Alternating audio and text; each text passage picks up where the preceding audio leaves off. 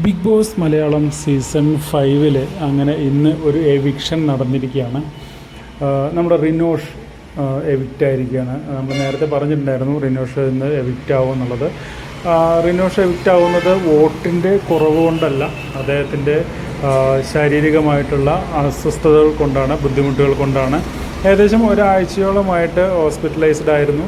ഇനി ഈ ഹൗസിൽ തുടരാൻ കഴിയില്ല എന്നുള്ളത് ഡോക്ടർമാരെ അറിയിച്ചതിനെ തുടർന്നാണ് അദ്ദേഹം ബിഗ് ബോസ് ഹൗസിലേക്ക് വരാൻ കഴിയില്ല എന്ന് പറഞ്ഞത്. ലാലേട്ടൻ തന്നെയാണ് അത് പറഞ്ഞത്. ബിഗ് ബോസ് ടീമിനെ ഡോക്ടർമാർ അറിയിച്ചു എന്ന രീതിയിൽ തന്നെയാണ് ലാലേട്ടൻ പറഞ്ഞത്.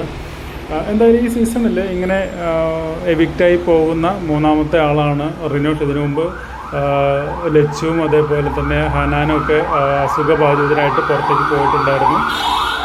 എന്തായാലും ടോപ്പ് 5 ഒരുപാട് പേര് റിനോഷിൻ്റെ പേര് പറഞ്ഞു കേട്ടിരുന്നു. പുറത്ത് നല്ലൊരു ഭാവി ഉണ്ടാവട്ടെ എന്ന് ആശംസിക്കുന്നു.